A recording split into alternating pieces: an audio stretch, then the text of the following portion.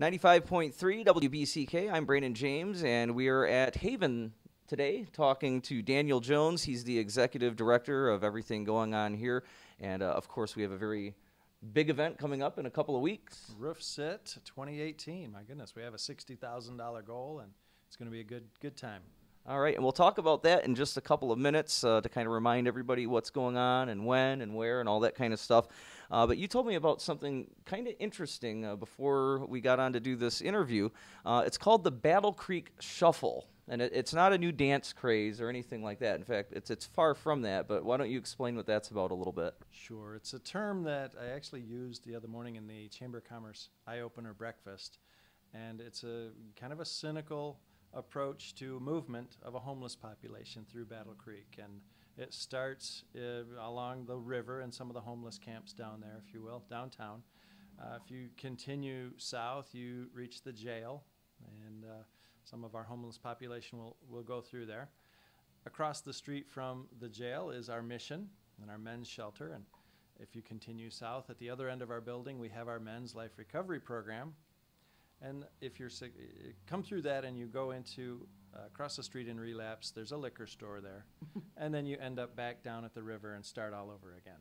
And it's interesting because this is really just in a few hundred yards, or I mean a quarter of a mile maybe, that all of these buildings are, and it does kind of paint a picture of the different steps someone might go through trying to come out of the depths of homelessness and choices they might make. And so it's an interesting thing you notice. Is there anything more you're thinking of doing with this concept? Well, you know, it highlights a couple of things, and it's not a joke.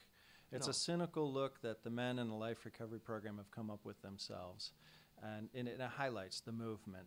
It also highlights that there's usually a component of substance abuse or alcoholism in homelessness. It's either that or a mental illness issue, and a lot of times some of those occur together. But it also highlights the opportunity people have for making the right choices, to come across the street and get to our shelters and into our programs that help them into recovery and long-term sustained recovery. Right, which of course is the long-term goal. And you know, sometimes when I think of, you know, if I was working at a place like this, it could be really depressing, just some of the stories you hear, some of the things you see. But what you might not think of is the reward you get, or how you feel and how rewarding it is when you see somebody reach the goal that would take them way longer than a lot of us trying to achieve a goal. Right. You know, some people ask me sometimes, aren't you sad to see the children, especially, down in your shelter? And to some extent I can agree, yeah, that's a sad situation, but in a lot of cases, the children, especially, they're in the best possible place they could be. They're safe, they're warm, they're fed, there are caring adults around them at all times. In a lot of cases, the child could be in a car. They could be sleeping in a car, they could be not fed, they could be on a couch of someone who really doesn't have their best interests. There's a little security here. There's a lot of security here. So these children are in the best possible place they can be, and that's, you know, across the street at our Inasmuch house, where, you know, this is the subject of our fundraiser for Roof Sit, where we're trying to raise money for this. And leading right into Roof Sit, the event is coming up 2.5 weeks, a couple weekends away. Yeah. You're getting ready. We're getting ready back at the radio station. We're getting all our banners and our equipment ready. We really get pumped up and excited about this, just because of all the good it brings and just all the fun we really have out at the event. Yeah, we do have fun, and we'll have bucket brigades across the city, up at Penfield Family Fair, and across the city on the other side in Beckley Road. Companies and corporations can get involved in groups, service groups, and churches.